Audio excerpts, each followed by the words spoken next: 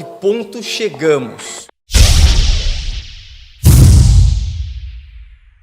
A gente vê as situações, né, que acontecem e a gente sabe que muitas vezes, né, a necessidade ela acaba sendo mãe, né, de certos comportamentos. E a gente pega aqui o artigo 23 do Código Penal, que diz o seguinte: não há crime quando o agente pratica o fato em estado de necessidade.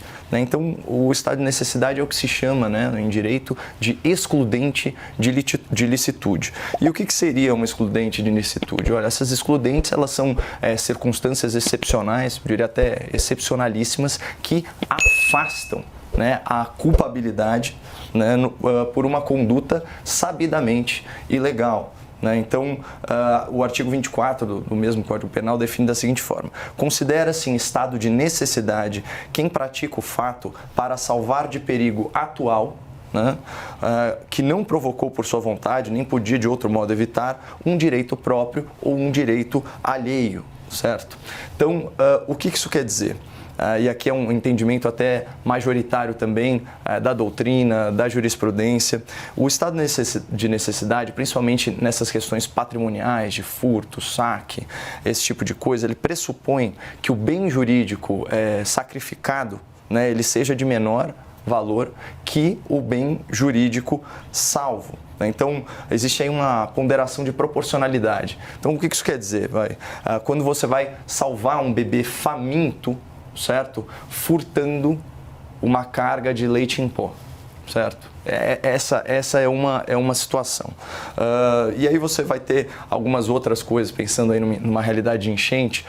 Tem um animal ou uma criança presa dentro de uma casa, você vai lá, arromba essa casa. Obviamente essa conduta é ilícita, mas a ilicitude dela é excluída, né, porque você está sacrificando um bem jurídico em nome de outro, que também é legítimo e tem um valor maior. Também poderíamos pensar, olha, preciso levar alguém urgentemente para o hospital, eu vou e furto um veículo para fazer esse traslado. Isso também o direito não vai punir. E aí a gente tem também a figura, né, que é a mais conhecida de todos, que é o tal do furto famélico, que é quando você tem a subtração de um bem móvel, né, então você vai pegar um gênero alimentício, pode ser um remédio, pode ser um cobertor, né, para uma noite de frio, né?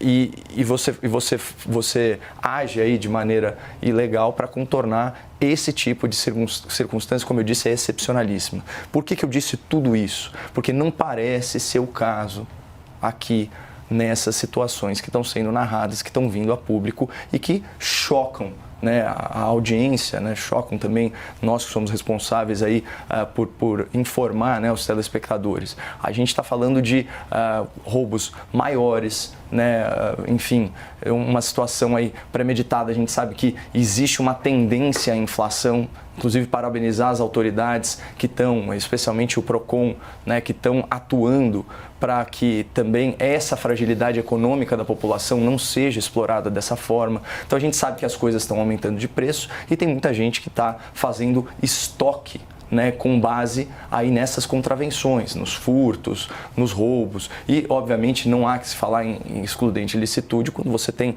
aí o uso indevido da violência, esse tipo de coisa. Então, como são circunstâncias excepcionais, né, para você, vamos dizer assim, afastar a culpabilidade pela conduta, nesse caso, parece realmente que a intenção, né, dos criminosos, isso tem que ser analisado caso a caso, né, pela polícia, pelo Ministério Público e depois pelo juízo.